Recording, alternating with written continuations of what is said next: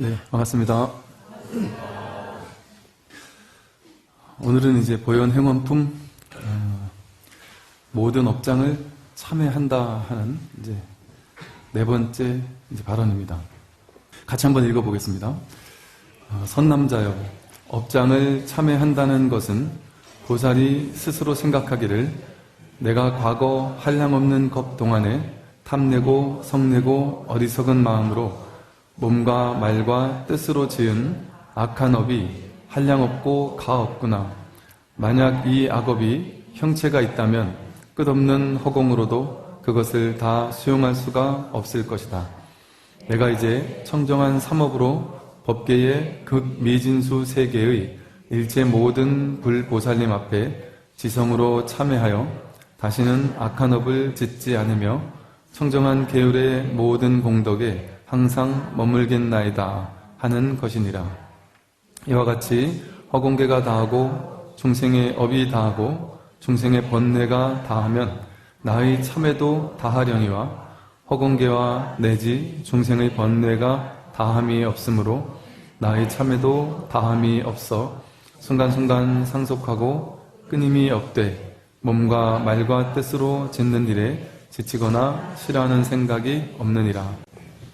오늘은 이제 업장을 참회한다 하는 이제 발언입니다. 업장을 참회하는 발언. 여기 써 있는 것처럼 그 업장을 참회한다는 것은 보살이 이제 스스로 생각하기를 자신이 내가 과거 한량없는 겁 동안에 아주 한량없는 오랜 세월 동안에 얼마나 오랜 세월인지는 모르겠지만 그 오랜 세월 살아오면서 탐내고 성내고 어리석은 마음으로 지었다는 거죠. 이제 탐진치 이제 삼독심으로 지어왔다 이렇게 얘기를 합니다. 우리가 죄의 업장을 짓는 원인이 바로 이제 탐진치 삼독이라는 얘기입니다. 우리는 나라는 아상을 세워놓고 몸을 나라고 생각하고 이 생각 느낌을 나라고 생각하니까 여기 이제 내가 여기 있다 이렇게 생각해놓고 그러면 이제 나와 반대되는 바깥에 이제 대상이 있고 타자들이 있다, 남들이 있다 이렇게 생각을 하는 거죠. 그래서 이 세상과 나를 둘로 나누는 다음에 둘로 나눠놓고 이 세상 모든 것들을 이제 판단하고 분별하기 시작하는 거죠. 그래서 내 마음에 좋은 것과 내 마음에 들지 않는 것 이렇게 좋다 나쁘다 이런 분별을 가지고 둘로 나누기 시작해서 좋은 거는 이제 더 집착하려고 욕망을 일으키죠. 모든 대상을 좋다 나쁘다 둘로 나눈 다음에 좋은 거를 내 걸로 만들려는 집착 그게 이제 탐심이면서 또 동시에 내가 좋은 것 말고 싫은 것 싫어하는 것들은 내 인생에서 좀 사라져라 하고 이제 내 인생에서 사라질 것들을 밀쳐내려고 거부하려는 노력. 그래서 내가 싫은 건데 자꾸 내 인생에 나타날 때도 막 내가 막 밀쳐내려는 엄청난 노력을 한단 말이죠. 그것도 탐심입니다. 좋은 일은 다 일어났으면 좋겠고 싫은 일은 다 없어졌으면 좋겠다 하는 마음. 누구나 다 그 마음으로 살잖아요. 좋은 일은 다 일어났으면 좋겠다. 더 일어났으면 좋겠다. 싫은 일은 없어졌으면 좋겠다. 이런 마음으로 사는데 그런 마음을 내는 것까지는 좋은데 그런 마음이 나는 거에서 한 발 나아가서 그 마음을 실체화시켜서 집착하게 됐을 때 이건 내가 절대 더 가지지 않으면 안 돼. 이건 내 인생에서 사라지지 않으면 안 돼라는 그 생각을 믿고 그 생각에 집착하게 될 때 그때 그 마음이 오히려 우리를 괴롭히는 우리가 업장이 쌓이게 만드는 그런 원인이 된다는 거죠. 그게 이제 탐심이고 이제 진심은 내가 좋아하는 건 더 갖고 싶은데 더 가져지지 않을 때 화가 나고 내가 싫어하는 존재들 싫어하는 것들은 자꾸 밀쳐내고 싶은데 밀쳐내지지 않을 때 내가 정말 싫어하는 사람이 내 주변에 자꾸 있을 때 그 사람과 어쩔 수 없이 일을 해야 될 때 그럴 때 이제 화가 난단 말이죠. 그건 이제 진심이라고 합니다. 화내고 썩내는 마음. 그리고 이렇게 최초의 분별을 하는 마음, 그 마음을 이제 치심이라고 합니다. 어리석은. 그러니까 분별하는 마음 자체가 바로 치심이죠. 둘로 나누는 마음, 나다 너다 둘로 나누는 마음 자체가 어리석은 마음, 치심이다. 분별로 인해서 취사간택심이 일어나고 이 취사간택심, 취하고 싶은 마음, 버릴 사자, 버리고 싶은 마음. 그래서 가려서 택하고 싶은 마음, 이걸 이제 취사간택심이라 그러는데 이러한 취사간택심이 바로 탐진치 삼독심인 것이죠. 한마디로 말하면. 그래서 탐진치 삼독심으로 몸과 말과 뜻으로 지은 악한 업이 한량없고 없구나.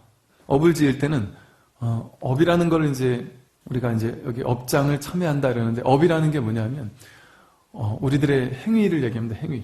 몸과 말과 뜻으로 지은 행위. 말로 좋은 말을 할 수도 있고 나쁜 말을 할 수도 있고, 좋은 말을 해서 상대방을 행복하게 만들어주는 건 선업을, 구업으로서 선업을 짓는 것이고, 욕설을 하고 예간질하는 말을 하고 나쁜 말을 해서 상대방을 괴롭게 만드는 건 이제 구업으로 악업을 짓는다고 하죠. 또 이제 행동으로도 좋은 행동을, 남들 돕는 행동을 통해서 남들을 도와주는 것을 몸으로 짓는, 신업으로 짓는 이제 선업인 것이고, 또 나쁜 짓을 해서 상대방을 괴롭히고 살생, 도둑질, 사음 이런 것을 통해서 상대방에게 몸으로 어떤 나쁜 해를 끼쳤다. 그랬을 때 이제 신업으로서, 몸으로서 지은 이제 악업이 되는 거죠. 이런 식으로 우리는 몸과 말과 뜻으로 지은, 또 이제 의업이라고 해서 생각으로 지은 업이 있다. 그래서 몸과 말과 뜻으로 지은 업들이 지금까지 얼마나 많은 이 업을 쌓아왔겠습니까? 그래서 이것이 이제 예를 들어 이제 몸과 말과 뜻으로 탐진지 삼독이 바탕이 되어서 몸과 말과 뜻으로 이제 업을 지은 게 이제 전부인 거죠. 뭐 쉽게 말하면 옛날에 이제 이런 식이죠. 태어났는데 아버지가 밖에 나가서 자식들하고 같이 이렇게 밖에 나갈 때만 되면 옆에 사람하고 예를 들어 뭐 시비가 걸리면 아버지가 막 그냥 화를 내고 싸우고 욕을 하면서 사람들하고 맞부딪혀 맨날 싸웠다. 그러면 그걸 그냥 옆에서 아버지 어머니가 자식들에게는 그냥 내가 그러고 싶지 않아도 내 의지와는 상관없이 내 롤 모델이 돼버리고 나에게는 전 우주가 돼버리거든요. 왜냐하면 엄마 아빠가 나를 먹이고 재우고 입히고 다 해주니까 엄마 아빠가 없는 세상은 상상할 수 없는 거죠. 그러니까 엄마 아빠가 전부인 거죠. 근데 나의 전부인 엄마 아빠가 옆집 사람 만나면 맨날 싸우고 욕설하고 이러는 걸 이제 보고 듣고 자라면 그게 이제 경험치가 쌓여가지고 나도 모르게 이제 그게 습이 되고 업이 되어서 그게 하나의 의업이 되어가지고 그걸 본 것이 업이 되어서 나에게 저장이 되었다가 내가 이제 학교를 갔는데 이제 비슷하게 또래 친구들하고 사귀다가 친구들이 뭐 잘못을 했다 아니면 뭔가 나랑 좀 안 맞는 게 있었다. 그러면 신기하게도 아버지가 남들에게 했던 욕을 똑같이 자식도 자기 친구에게 똑같이 욕을 한단 말이죠. 근데 그 욕을 한 번 할 때는 그냥 이렇게 그렇게 욕을 했단 말이죠. 근데 이것도 이제 그 습관이 돼서 한 번 하고 두 번 한 거는 원래 난생 처음 하는 것은 좀 이걸 해야 되나 말아야 되나 쭈뼛쭈뼛 하잖아요. 누구나 뭔가 좀 새로운 무언가에 도전하고 할 때도. 그런데 큰맘 먹고 한 번 딱 저질러 보면 이거 해보니까 되네. 그럼 그 다음번에 두 번째는 훨씬 쉽게 그 일을 하게 됩니다. 운전을 하던 사람이 운전하다가 옆에 뭐가 탁 끼어들었을 때 여기 그냥 툭 튀어나왔다. 그러면 두 번째 끼어드는 상황이 되면 또 세 번째, 네 번째가 되면 그냥 자동 반사적으로 욕이 튀어나와 버리죠. 그게 내가 처음에 한 번 너무 화가 나서 욕을 한 거는 그것이 이제 하나의 업이 되어서 나에게 이렇게 업습이 된다는 거죠. 근데 이게 이제 두 번, 세 번, 네 번 반복되다 보면 이게 이제 습관으로 굳어진단 말이죠. 그 업이. 욕하는 업이 내 안에 습관으로 굳어져서 나에게 이제 딱 달라붙어가지고 이게 이제 업의 장애가 돼버리는 겁니다. 내 인생의 어떤 장애처럼 딱 가지고 있게 되는 거죠. 그러니까 시간이 지나면 지날수록 점점 업습이 업장으로 굳어져서 점점 더 비슷한 조건만 되면 그냥 뭐 화를 내고 욕을 하고 썩내고 이렇게 이제 되다 보니까 이제 세상 사람들이 그 사람과 만나는 사람들마다 그 사람이 늘 툭하면 욕하고 이런 업의 장애를 가지고 있는 걸 아니까 그 사람 옆에 가까이 가기 이제 싫어하는 어떤 업보로서 그 사람에게 이제 오겠죠. 이처럼 업은 한 번 했던 행위들, 내 과거에 내가 지어왔던 모든 행위들이 전부 다 그 행위들은 내가 이렇게 저장을 하고 있는 것이죠. 뭐 무조건 저장되는 게 아닙니다. 내가 그거를 쥐고 있는 거죠. 그러다 보니까 그 다음에 비슷한 상황이 왔을 때 자동 반사적으로 그런 이제 자동 반응이 일어난단 말이죠. 업장에 따른 자동 반응. 그렇게 되면 이제 나중에는 어떤 새로운 상황이 나에게 왔을 때, 어떤 경계가 왔을 때 우리는 다양한 가능성 중에 하나로 선택을 할 수 있거든요. 사실은 누가 앞에서 차가 끼어들더라도 욕을 할 수도 있고 욕을 안 할 수도 있음에도 불구하고 이제는 그 통제 불가능해집니다. 이제 자동 반응이 저절로 일어나죠. 업장에 따라서 저절로 그냥 나는 업장의 노예처럼 업장에 휘둘리는 아주 나약한 존재가 되어서 업장이 내 인생을 주도해버립니다. 그럼 내 인생이라는 게 이제 사라져요. 그 업이 나를 그냥 끌고 가고 난 원래 그런 사람이야. 난 이거 못 받고. 이제 어르신들 그런 말씀 많이 하시잖아요. 내가 40년, 50년, 60년, 70년을 그러고 살아왔는데 나를 지금 와서 바꾸라는 게 말이 되냐? 나는 못 바꿔. 네 엄마도 나를 못 바꿨는데 네가 나를 바꾸겠어? 이렇게 이제 얘기를 하기도 하고, 나는 50년을 가져왔기 때문에 못 바꿔. 이 생각 자체가 나는 업장에 휘둘리는 노예야. 나는 주인이 아니야. 나는 내 인생의 주인이 아니고 업장이라는 거에 나는 휘둘리는 나약한 존재야. 나는 내 인생의 주인이 아니야. 난 업장에 끌려다니는 객밖에 되지 않아. 이 얘기를 하고 있는 것이거든요. 사실은 매 순간 항상 내가 평생을 비슷한 상황에서 비슷한 것을 선택해 왔을 확률이 높습니다. 왜? 누구나 업장에 끌려다니면서 살기 때문에. 하다못해 영화를 한 편 본다 이러면 평소에 내가 좋아하던 영화 장르 그것만 보러 가요. 보통 운동을 하겠다 하면 내가 평소에 익숙히 해왔던 운동 그런 것만 하지, 뭔가 새로운 도전을 하자려면 나는 그런 건 안 해 하고 이제 딱 닫아 걸죠. 이런 식으로 이 업이 습이 되어서 이제 나이가 들면 들수록 거의 인생이 비슷한 일의 재반복밖에 안 일어납니다. 새로운 일이라는 게 일어나지 않아요. 그리고 나서 본인이 뭐라 그러냐면 내 팔자가 원래 이래. 아이고 내 팔자야. 남들은 보면 막 신나고 재밌고 뭔가 박진감 넘치는 삶이 막 계속되는 것 같은데 내 인생은 맨날 똑같은 일의 반복 이것만 계속되거든요. 왜냐하면 업장이 이제 나를 지배하기 때문에 그렇습니다. 그러면 내가 해봤던 거 익숙한 거밖에 안 하게 돼요. 새로운 거에 도전을 전혀 안 합니다. 또 새로운 방식으로 동일한 상황에 대해서 새롭게 대응하지 못합니다. 뭔가 똑같이 아내가 약간 마음에 안 드는 행동을 했다. 그럼 똑같이 화를 내는 것이죠. 물론 이제 사람이 기분 막 좋을 때는 또 받아들여 주기도 하고 기분 나쁠 때는 그 업장에 더 세게 나가기도 하고 그런 차이는 있겠지만 비슷하게 업장에 휘둘려서 살게 된다. 그러니까 우리는 어찌 보면 이렇게 이 시스템, 내 경험에서 시스템화된 것들, 업습으로서 딱 굳어진 것들, 그거대로 살고 있지. 시체처럼 재반복하면서 동일한 삶의 경험을 계속 리마인드 하면서 재경험하면서 살고 있으니까 삶의 어떤 새로운 가능성이 열리지 않는 것이죠. 뭔가 새로운 인생, 뭔가 변화된 인생, 나는 삶을 바꾸고 싶어. 뭔가 나도 새로운 삶을 살 수 있지 않을까? 이렇게 마음은 그렇게 가지면서 실제로는 그 업습대로만, 업장대로만 사니까 우리 삶이 그 일이 그 일로 계속 반복되는 것이죠. 그래서 이 업습은 그냥 기존에 있던 그대로 삶이 그대로 계속되면 업습을 깨고 나아가기가 쉽지가 않습니다.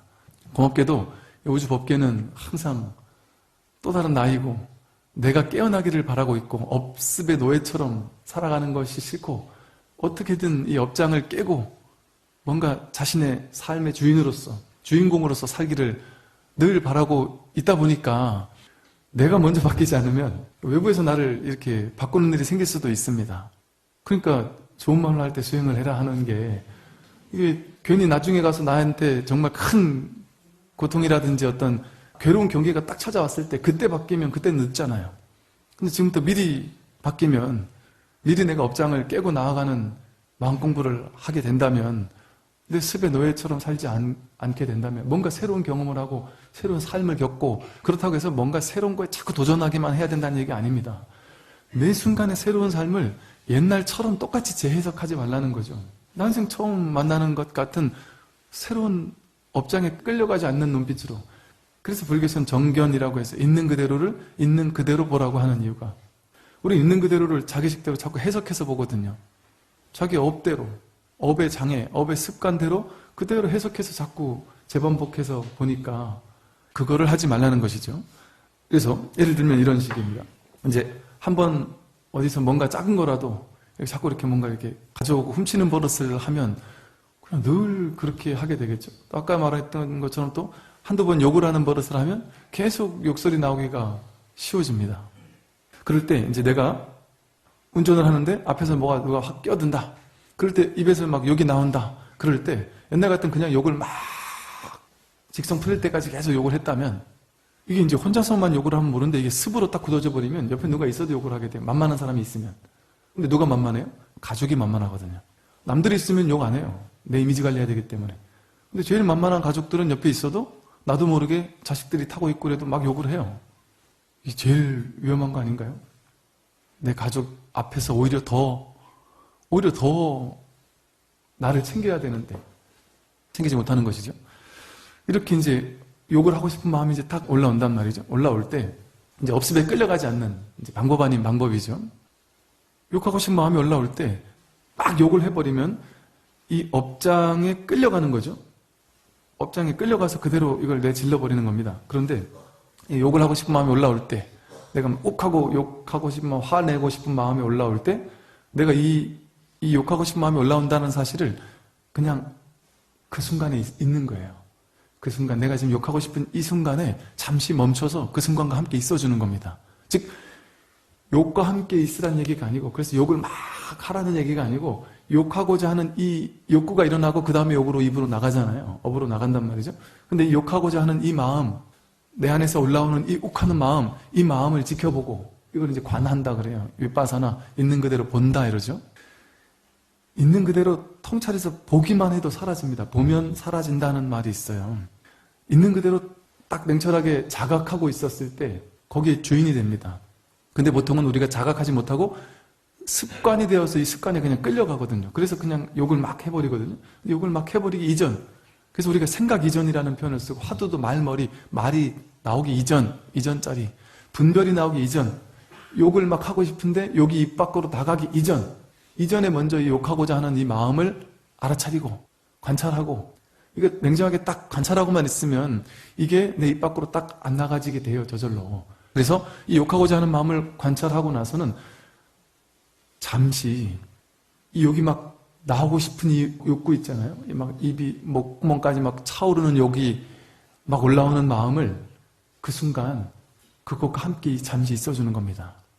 이걸 입으로 내지르기 이전에 잠시 그것과 같이 있어주는 거예요. 그래서 근데 지금 욕하고 싶은 마음이 이만큼 올라왔는데 이만큼 올라오는 욕하고 싶은 마음이 어떻게 생겼고 어떻게 내 안에서 커질 것이고 어떻게 사라져갈 것인지, 이게 도대체 어떻게 나를 집어삼킬 것인지, 이 업장이 올라와서 나를 어떻게 업장에 휘두르게 만드는지를 이제는 그 업장에 끌려가던 사람이었는데, 전에는 업장에 끌려가던 사람이었는데 좀비같이 업장에 끌려갔는데 나도 모르게 습관적으로 이제는 그 습관에 제동을 걸고 브레이크를 잡고 멈춰라, 멈추면 비로소 보인다 그러잖아요. 이걸 멈추고 그거가 잠시 같이 있어주는 겁니다. 이것은 기존의 심리치유라든지 뭔가 이걸 없애야 된다라고 할 때는 보통 사람들이 뭐라 그래요? 욕하는 사람에겐 욕하면 안 돼! 욕하지 마! 어떻게든 욕하면 안 돼! 이렇게 얘기를 하거든요. 이렇게 하라는 게 아닙니다. 욕하려고 올라오는 마음에다가 탓하면서 너는 거봐, 네가 그렇지, 또 욕할라 그랬지, 너는 거봐, 너는 그렇게 수준이 낮은 놈이야, 맨날 욕이나 하고, 이러면서 나를 탓하라는 얘기가 아닙니다. 나를 판단하라는 얘기가 아닙니다. 욕하는 마음이 올라올 때 이걸 나를 시비하지 않고 맞다 틀리다 옳다 그러다 넌 수준 이거밖에 안 되니 업장에 또 휘둘릴라 그러지, 이렇게 판단하지 않고 그냥 경험해 주는 겁니다. 왜? 업장은 본래 없어요. 업장이라는 건 원래 실체가 없습니다. 형체도 없습니다. 그래서 그 다음에 이렇게 나오잖아요. 만약 이 악업이 형체가 있다면 끝없는 허공으로도 그것을 다 수용할 수가 없었을 것이다. 근데 이 업장은 형체가 없습니다. 실체라는 게 따로 없습니다. 실체가 없는 허상에 내가 끌려다닌단 말이죠. 휘둘리면서. 그럴 필요가 없다는 것이죠. 비실체성인, 그러니까 사실 우리가 업장 소멸 이런 얘기를 많이 하는데, 업장이라는 정해진 실체가 내 안에 딱 있는 것처럼 보이죠. 왜냐하면 경계가 나타나면 인연 따라 또 올라오니까. 그런데 올라오지 않을 때는 있을까요, 없을까요? 올라오지 않을 때는 사실 없어요. 근데 올라올 때 그게 이제 작동을 시작하는 것이거든요. 근데 그 올라오더라도 그걸 내가 있는 그대로 알아차리고 통찰하고 나면 그게 나를 지배하지 않게 됩니다. 그러면 올라오는 모든 것은 해소되기 위해 올라온다는 표현을 썼어요. 업장이 올라오는 것은 업장이 나를 지배하고 싶어서 올라오는 것이 아니라 업장이 해소되기 위해 올라오는 거예요. 근데 우리는 그냥 끌려가느라고 업장이 점점 더 나를 강화시켜서 또 욕하고 이렇게 반응을 하면 점점 더 이 업장은 나를 집어삼키게 됩니다. 나중에는 그 어떤 마음으로 내가 이걸 통제하고 싶어도 윗바사나 하고 싶어도 안 된다는 얘기를 해요. 왜? 너무 이미 수십 년 동안 이게 너무 강력하게 업장이 나를, 옛날에 요만했을 때는 이걸 해결하기 쉬운데 너무나도 커져버려서 이걸 해결하기가 쉽지 않을 만큼 돼버리는 거죠. 근데 그런 업장이 올라온다 할지라도 그 순간 내 깨어있음의 힘이 더 크면, 왜? 그 업장은 올라왔지만 실체가 아니기 때문에, 형체가 없기 때문에, 비실체성이기 때문에 죄무자성 종심기라고 천수경에 나오잖아요. 죄라는 건 본래 무자성이다. 자성이 없어서 그저 마음 따라 일어날 뿐이다. 인연 따라 일어날 뿐입니다. 그래서 똑같이 예를 들면 밤만 되면 자꾸 야식을 먹고 싶다. 이것도 업장이죠. 업이 반복되는 겁니다. 밤에는 야식을 먹고 싶을 때, 예를 들어 또 거사님들은 밤에 되면은 야식에 이렇게 술 한잔 하고 싶고, 예를 들어 혹은 저희 아버님 같은 경우는 그러세요. 밤낮 상관없이 아침, 점심, 저녁 상관없이 막 먹을 것만 있으면 이걸 음식으로 안 보시고 당신에겐 다 안주로 보이시나 봐요. 그러니까 뭐 먹을 게 어머님이 음식을 뭐 하나 만들면 야, 이 좋은 거인데 소주 한잔 해야지. 그러니까 이게 당신 인생에 보면은 뭐 음식을 드신다라는 개념은 없어요. 그냥 항상 안주를 드신다. 뭐 항상 안주를 드시는 것 같아요. 그런데 참, 저는 그래서 제 어릴 때 생각에 야, 우리 아버지는 금방 돌아가실 줄 알았어요. 금방 몸도 아파지고 그러실 줄 알았어요. 왜? 너무 맨날 술을 드시니까. 그리고 몸을 혹사해서 맨날 일을 하시니까. 근데 평생 병원 한 번도 안 가셨거든요. 지금까지 병원 한 번 안 가시고 쌩쌩하게 뭐 쌩쌩하진 않아요. 약간 맨날 힘들다고는 하세요. 늘 여기도 아프고 저기도 아프다고 하시는데 지금까지 그렇게 술, 담배 하루 종일 하시고 계신데도 안 돌아가신 분 참 희한하시죠? 건강하신 거 보면은. 이걸 보면서 야, 정말 이런 걸 보고 위안을 받아서 거 봐라. 나도 먹어도 괜찮다. 이렇게 했으면 또 안 되는 게 조금을 먹어도 바로 간에 손상이 오고 폐에 손상이 오고 이런 분들 많습니다. 이게 이제 사람의 타고난 체질 같은 게 또 있는 것 같아요.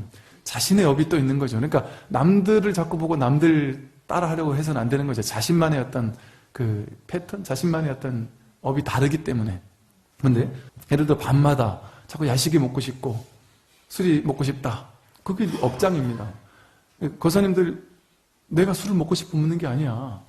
이 음식을 보고 술을 안 먹어주면 그건 술에 대한 예의가 아니라는 등 뭐 하면서 온갖 얘기를 하면서 하여간 제가 자꾸 나를 부르는 거지 내가 먹는 게 아니야. 이게 맞아요, 진짜로.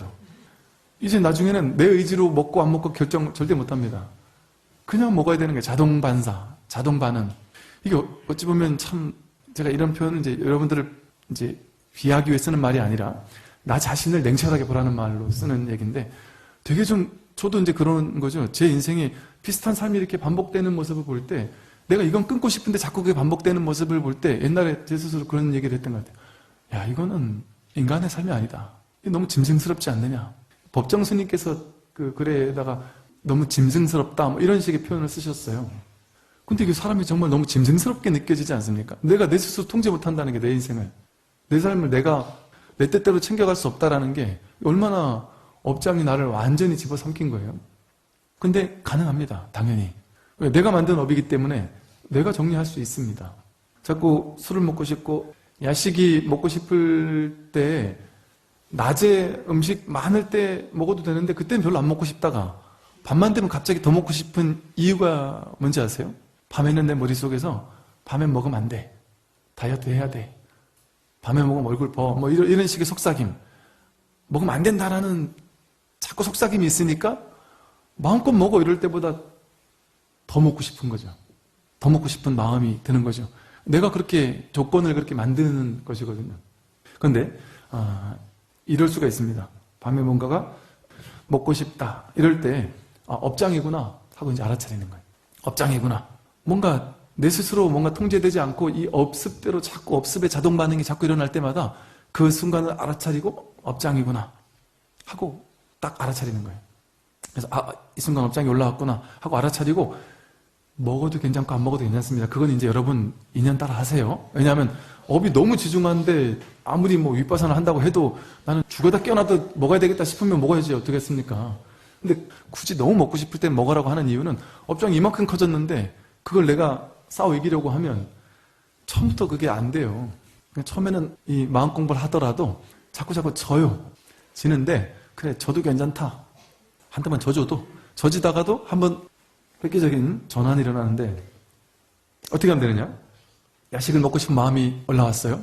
그러면 옛날에는 둘 중에 하나 속으로 막 탓하면서 너 지금 야식 먹으면 안 돼. 야식 먹으면 안 돼. 살쪄. 근데 그거밖에 안 되냐? 그리고 또 한편으로는 핸드폰 자꾸 만지작거리면서 벌써 이미 이걸 검색하고 있어요. 이제 이런 일들이 반복되잖아요. 먹으면 안 돼, 먹으면 안 돼 하든지, 아니면 자꾸 막 고르고 있든지, 전화기를 누르고 있든지, 이 자동 반응이 일어나는데, 그 자동 반응이 일어나는 거, 오케이, 괜찮다. 왜? 그 지금까지 내 업이었으니까, 업장이었으니까, 그것도 내 삶이니 그걸 내가 너무 싸워 이기려고만 하면 그 업장과 내가 싸우게 돼요. 그러면 적과 아군이 둘은 나는 싸우는 것밖에 안 됩니다. 그러면 이거는 업장에서 이기기 위해서 고행하는 겁니다. 그러니까 고행주의가 돼버려요. 불교는 고행하라는 게 아니에요. 고행으로 싸워 이겨라! 이 얘기를 하는 게 아닙니다. 싸울 필요가 없습니다. 싸울 필요 자체가. 그럼 어떻게 하면 되느냐? 자비로운 방식으로 대응할 수 있다. 어떻게 하느냐? 야식이 먹고 싶어요. 술이 먹고 싶어요.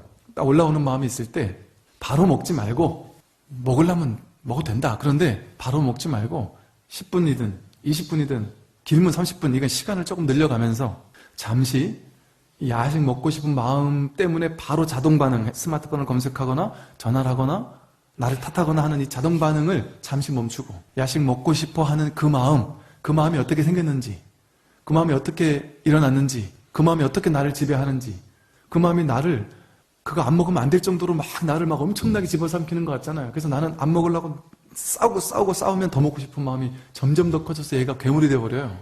근데 어떤 방식으로 얘가 괴물이 되어 가는지를 한번 바라보는 거죠. 그래서 그 먹고 싶어 하는 그 욕망과 같이 있어주는 겁니다. 탓하지 않고 욕하지 않고. 예, 그런 마음은 일어날 수 있어요.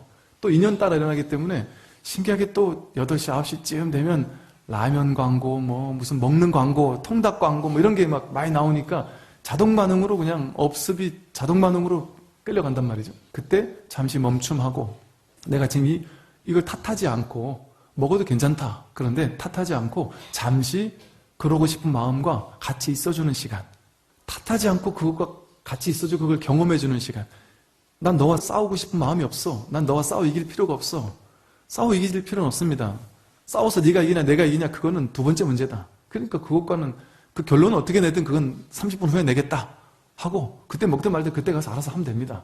그런데 그 사이에 한 20, 30분 정도 잠깐 앉아서 그것과 같이 있어주는 시간. 같이 있어주고 그걸 허용해주고 내가 올라오는 이 업장을 허용해준다는 거죠. 왜? 번뇌즉 보리라고 해서 번뇌가 있는 그곳에 보리가 있습니다.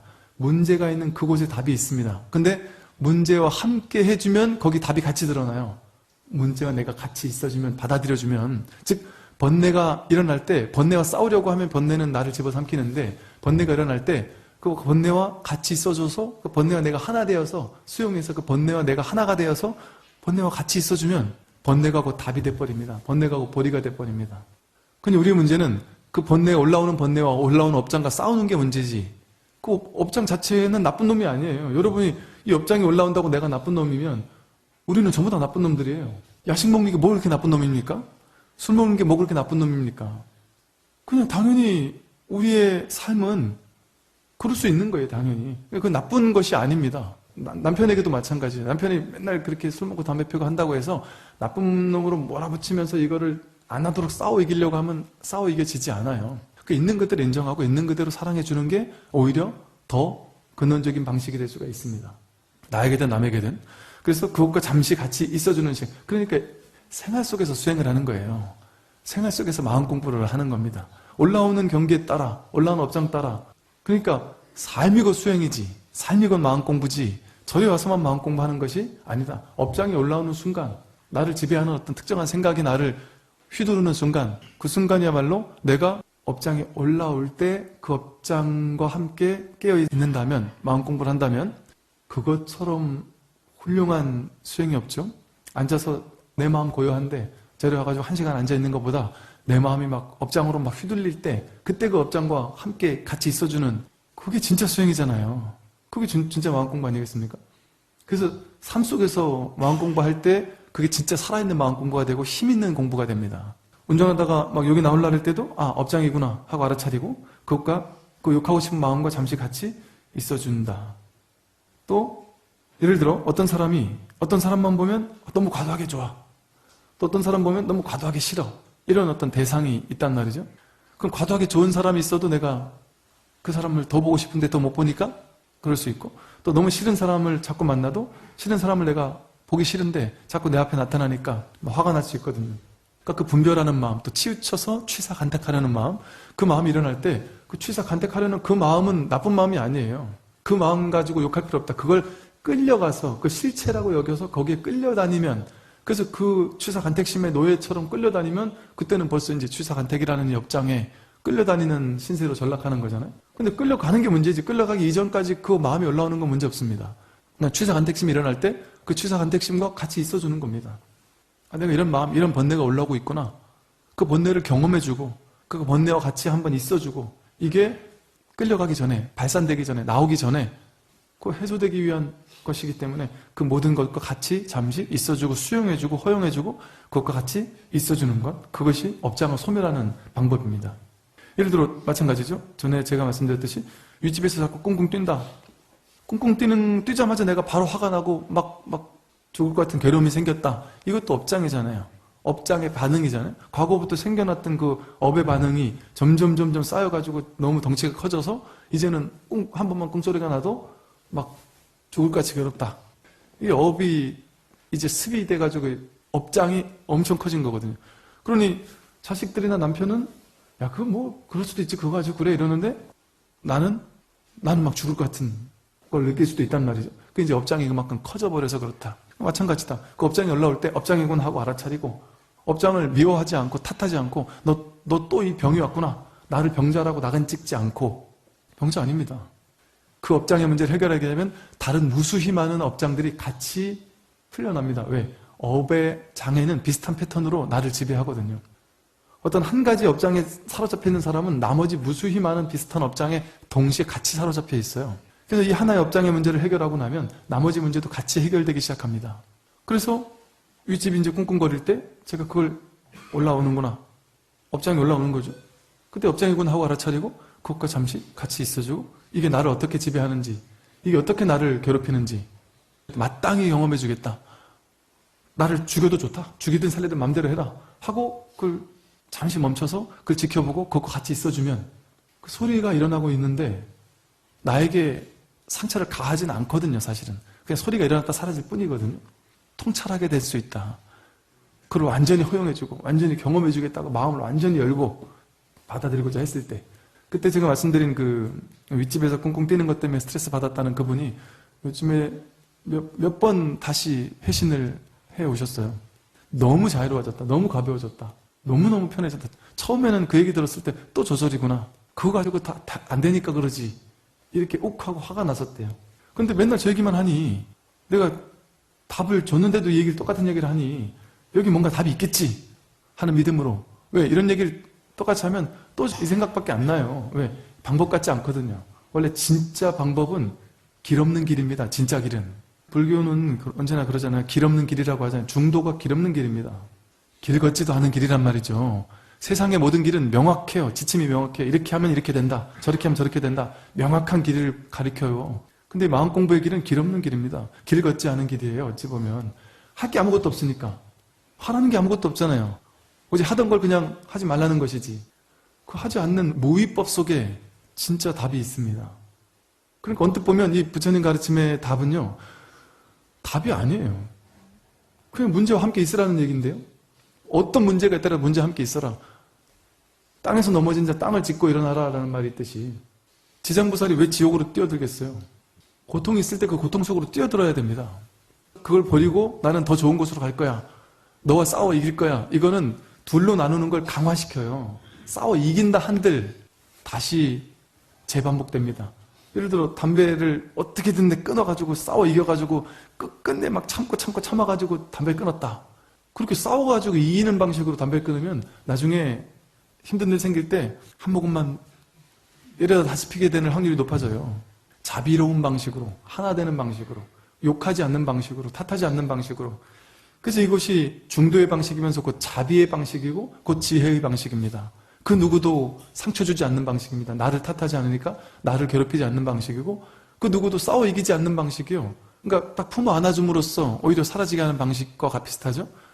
사실은 내 앞에 등장한 모든 문제는 본래 문제가 없습니다. 본래 문제가 없는데 내가 그걸 문제 삼아오던 의식의 습관, 특정한 건 취하고 특정한 건 버리려고 하던 취사간택심이 업장으로 자리 잡고 업습으로 자리 잡아서 그게 이제 나중엔 거대하게 덩치를 키워가지고 어마어마한 괴울물같이 커버리는 그래서 나를 지배하는 업장으로 커버려요. 근데 이 업장이 너무 커버리면 이게 이제 몸을 타격을 주기 시작합니다. 그러니까 스트레스 엄청 받으면 몸이 아파지기 시작하죠. 몸이 막 종합병원이 되기 시작해요. 근데 신기하게도 온몸이 종합병원이 된 사람이 갑자기 마음 공부를 해서 이 마음 공부를 하시는 분들 중에 전혀 나는 이런 거를 들을 거라고 상상도 못했다. 그런데 유튜브에 딴 거 듣고 싶어 죽겠는데 자꾸 그 법상스님 영상이 자꾸 떠서 아이씨 나중에는 막 짜증이 나서 그냥 한번 들어준다 하고서 그냥 한번 들어줬다 이런 얘기를 하는 분들 의외로 많더라고요. 그런데 그냥 한번 듣고 마는 게 아니라 그렇게 듣다가 나하고 너무 맞네?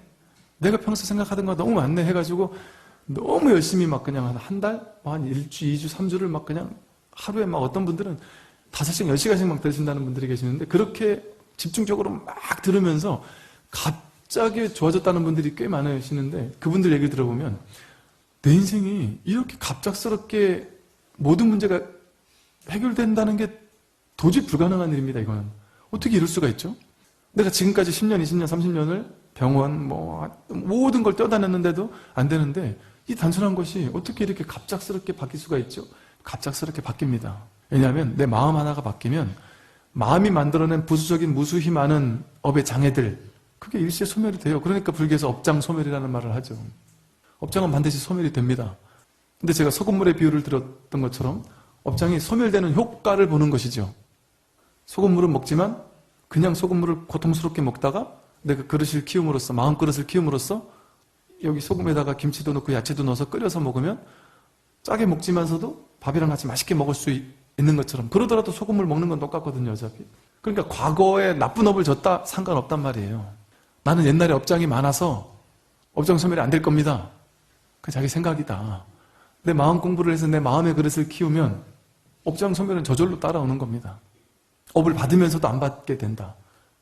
그리고 오히려 좋게 받게 된다. 악업의 결과를 받는데도 오히려 좋게 받을 수도 있다.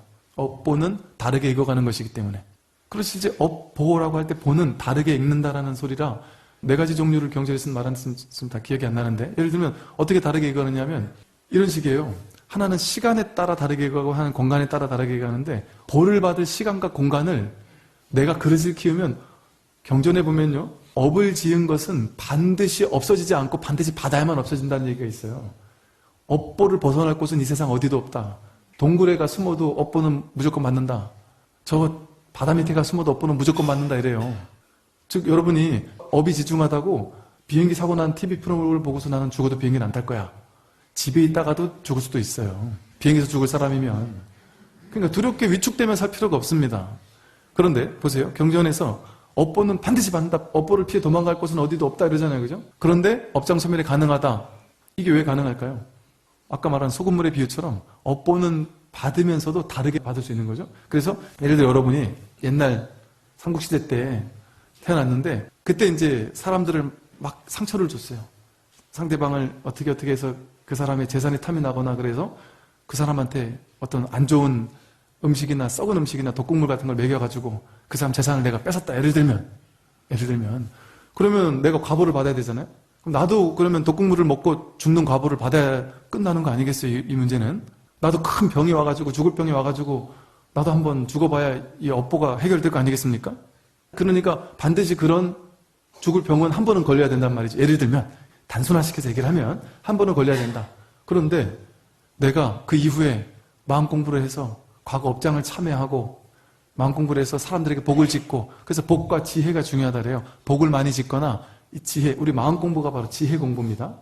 마음 공부는 복과 지혜를 함께 닦는 공부예요. 참된 지혜가 밝아지면 바로 복덕이 곧장 구족이 되니까 왜? 진정 사랑하게 되니까 그게 복덕이 구족되는 거거든요. 그래서 일반인들은 마음 공부 안 하는 일반인들이 업을 뛰어넘는 경우는 복을 많이 지는 경우에 그게 또 가능해집니다. 그래서 복과 지혜를 중에 뭔가를 많이 닦으면 내 그릇이 커진단 말이죠. 그러면 복을 받을 때 다르게 읽어가요. 어떻게 다르게 읽어가냐면 다음 생에 언젠가는 내가 한 번은 큰 병에 걸려 죽어야 되는데 조선시대 때 태어났어요. 그러면 그 병에 걸리면 똑같이 죽습니다. 약이 없으니까. 시간을 다르게 받을 수 있단 말이죠. 내가 어떻게 마음 공부하느냐에 따라서. 그런데 내가 마음 공부를 많이 하니까 이 사람은 요즘에 태어난 거예요. 쉽게 말해. 요즘에 태어났는데 옛날 같으면 죽을 병이었는데 요즘에는 약 하나 먹고 사는 병이 얼마나 많아요. 요즘에 태어나서 시간을 잘 태어나가지고 죽을 병에 걸렸는데 약 하나 먹고 가볍게 해결했어요. 그럼 그 사람 어차피 죽을 병 걸린 과보를 이미 받은 거예요. 다만 내가 지혜롭게 시간을 잘 태어나고 나니까 나는 그걸 금방 극복한 것이지. 그것도 업장이 소멸돼 버린 겁니다. 또 공간적으로도 마찬가지예요. 내가 옛날에 누구한테 엄청 힘든 사람을 욕을 해가지고 그 사람이 너무 상처받아서 죽게 만들었어요. 그럼 내가 엄청난 욕을 한 번은 먹어야 됩니다. 근데 공간이 너무 스트레스 받는 어떤 지옥처럼 괴로운 그런 곳에서 막 엄청 스트레스 받는 시공간에서 욕을 얻어먹으면 막 정말 당장 죽을 수도 있을 거예요. 그런데 너무 행복한 곳에서, 너무 즐거운 곳에서, 그런 곳에서 그런 욕을 얻어먹으면 누가 욕을 하더라도 그냥 넘긴단 말이에요. 가볍게. 혹은 다른 또 복을 많이 지어서, 남들에게 복을 많이 지어서 내가 너무 상처를 많이 받고 저 사람이 나한테 막 엄청난 욕을 해서 나는 멘탈이 나가가지고 정말 죽을 것처럼 괴로운데 내 주변에 나를 돕는 사람이 엄청 많아요. 내가 남들에게 복을 많이 줘놓으니까 그 사람들이 날 주변에 와가지고 야, 저놈이 나쁜 놈이야. 넌 아무 잘못 없어. 너 그거 상처받지 마 하고 막 지지해주고 도와주고 사랑해주고 품어주고 내가 이겨낼 수 있도록 옆에서 도와주는 사람들이 많아진단 말이죠. 그럼 그 사람은 금방 이겨낼 수 있습니다. 이것처럼 내가 얼마만큼 마음 공부를 많이 했는지 또 얼마만큼 복을 많이 지었는지 이런 다양한 어떤 것에 따라서 보는 언제나 다르게 이거하는 겁니다. 완전히 매 순간 달라지는 거예요. 달라지는 거. 그러니까 과거에 얽매일 필요가 없는 겁니다. 과거 업장에 실체가 없는 거예요. 업장에 걸릴 필요가 없기 때문에 업장에 올라오는 그 순간 지금 내가 깨어있게 되면 그 업장이 해소되기 위해 왔다 그랬잖아요. 해소되기 위해 온 업장이 올라오는 족족 사라지니까 올라오는 족족 나에게서 해탈하니까 그러니까 그 사람은 이제 업장이 올라와도 아무 상관이 없죠. 올라오면서 계속 해탈을 시킬 수 있는 법력이 있는 법의 힘이 있는 사람이니까. 그래서 이 업장이 올라오기 한 생각 이전짜리 이 참된 법의 자리, 이 법의 자리에 딱 머물러 있으면 언제나 눈앞에 목전에 드러나 있는 이 법의 자리에 있으면 생각에 끌려가지 않고 업장에 끌려가지 않고 번뇌망상에 끌려가지 않는 진실된 자리에 늘 있으면 업장이 일어나지만 일어난 바가 없어요. 그러니 그게 당장 나에게 실천이 안 되니 아까 말씀드렸던 것처럼 그 업장이 올라올 때 업장이구나 하고 알아차리고 그것과 잠시 같이 있어준다. 그걸 그냥 완전히 두 팔 벌려 품에 안아준다. 어떤 공황장애가 왔다. 갑자기 초조해지겠죠? 공황장애가 올 만한 상황이 생기자마자 막 갑자기 두렵고 초조해지고 공황장애가 안 올 건데 지금쯤 공황장애 올 것 같은데 하고 생각하면 와버립니다. 안 올 것도. 업장이라는 게 내가 그렇게 이런 상황에 나는 이러한 문제가 생기던데 이러면 그 문제가 갑자기 생겨버려요. 자기 생각이. 이 생각이라는 에너지가 상당히 무섭습니다. 근데 그 생각이 일어나더라도 그 생각에 끌려가지 않고 생각에 힘을 실어주지 않고 아 이런 생각이 왔네 하고 피식하고 웃으면서 미소를 보내면서 손님처럼 넌 또 왔구나. 이 지겨운 손님 또 찾아왔구나. 오케이 잘 왔다. 어차피 왔으니까 해결되기 위해 왔으니까 마음대로 네 마음대로 내 마음을 휘저. 오케이 지금부터 휘저. 또 경험해 줄게. 그리고 허용해 주는 거예요. 그러면 여러분 마음이 그렇잖아요. 안 할 거야 안 할 거야 하면 더 하고 싶잖아요. 내가 일어나요. 그래서 여기서 말하는 것처럼 이렇게 몸과 말과 뜻으로 지은 악한 업이 한량없고 과없거나 만약 이 악업이 형체가 있다면 끝없는 허공으로도 그것을 다 수용할 수가 없을 것이다. 그러나 형체가 없고 실체가 없기 때문에 거기에 휘둘리지 않을 수가 있고 그게 나를 지배하지 않을 수가 있습니다. 내가 이제 청정한 삼업으로 청정한 삼업하면 이제 이 업장에 끌려가지 않는 청정한 삼업으로 청정한 계율의 모든 공덕에 항상 청정한 삼업으로 법계의 극미진수 세계의 일체 모든 불보살님 앞에 지성으로 참회한다. 이 우주법계 그대로가 극미진수 세계의 일체 불보살님이 계신 곳이니까 어디서 참회하더라도 그것이 바로 이 부처님 앞에 참회하는 겁니다. 참회해서 이 참회를 딱 하고 나면요. 난 참회 끝났다. 참회는 됐다. 이렇게 그냥 딱 믿어버려야 됩니다. 그냥 믿어버리면 돼요. 그냥. 왜? 믿어버려도 어차피 업장은 올라올 땐 또 올라옵니다. 그러면 또 그때 내 생각으로 그때 참여했는데 왜 또 올라오지? 그때 참여가 안 됐나? 그 생각만 안 하면 돼요. 참여는 된 겁니다. 근데 그냥 업장은 습으로 그냥 반복되는 거예요. 그거는 막 괴로워할 필요가 없습니다. 그건 그때 가서 해결하면 되니까. 그러니까 이제 그 두 번째, 세 번째 화살에 끌려가지 않을 수가 있게 됩니다. 참여를 딱 하고 나면 이미 참여가 됐다 하면 그래서 불교를 믿음의 종교라고 하는 거예요.